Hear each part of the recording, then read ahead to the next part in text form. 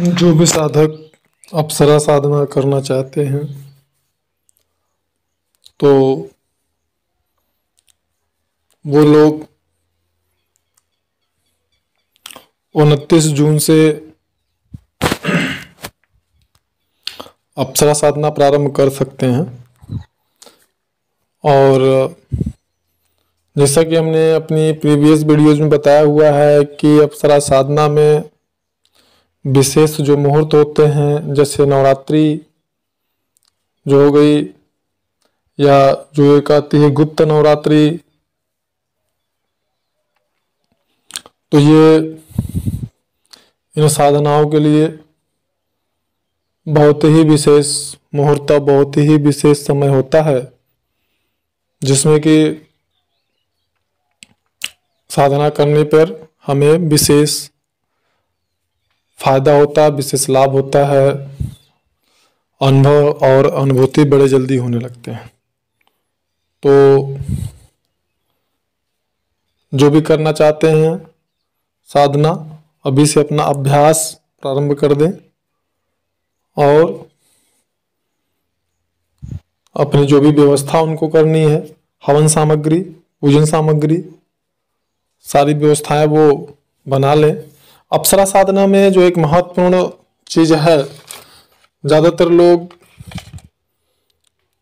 इसको या तो खुद नहीं जानते हैं या तो साधकों को नहीं बता पाते हैं। जहाँ तक कि उर्वशी अप्सरा साधना की बात है, जो कि मैं साधकों को सबसे पहले उर्वशी अप्सरा साधना ही करवाता हूँ प्रारंभिक साधना के रूप में। और अप्सराओं में उर्वशी अप्सरा का एक विशेष महत्व है, सबसे अलग और सबसे विशेष, क्योंकि इनको स्वयं भगवान नारायण ने अपनी जंघा यानी जंघा के उर भाग से उत्पन्न किया था, इसलिए इनका नाम उर्वशी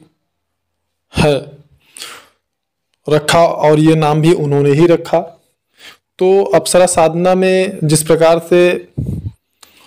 लोग कहते हैं कि गुरु किसी को भी मान करके साधना कर सकते हैं, तो बिल्कुल ऐसा कभी नहीं करिएगा, क्योंकि अप्सरा साधना रात्रिकालीन साधना है, और रात्रिकालीन साधना जितनी भी होती हैं निश्चित रूप से उसमें एक परिपक्व और सामर्थ्यशाली गुरु की परम आवश्यकता है, जो स्वयं उस मार्ग का ज्ञाता हो, परिपक्व हो।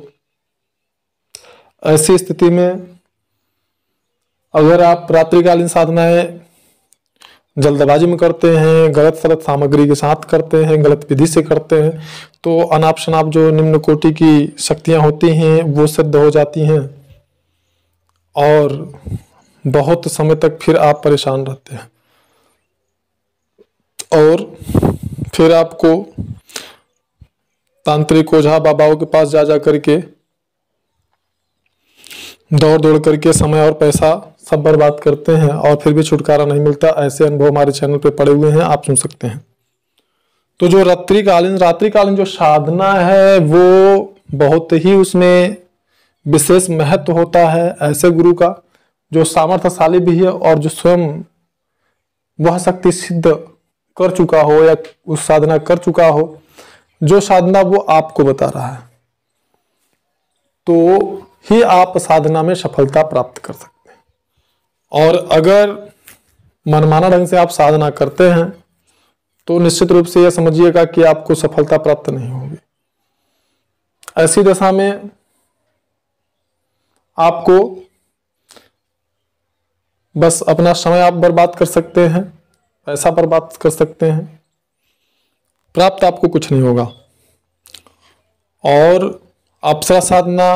में भगवान शंकर को गुरु जरूर मान सकते हैं, लेकिन ऐसा गुरु भी होना चाहिए जिससे कि आपको अगर कोई दिक्कत हो रही है, समस्या हो रही है, आप उनसे बता सकें कि मैं साधना पर बैठता हूं तो मुझे नींद आने लगती है, या आपका ब्रह्मचर्य खंडित होने लगा, या फिर आप जाप करते रहते हैं तो आपका माला ऐसा लगता है कि बढ़ ही नहीं रहा है, या फिर कोई बुरी शक्ति आपके पास आने लगी, आपको स्पर्श गलत सलत तरीके से स्पर्श कर रही है, तो इस प्रकार की चीजों को आप भगवान शंकर से कैसे बोलेंगे और वो कैसे आपको समाधान बता पाएंगे। तो इसलिए साधना को समझें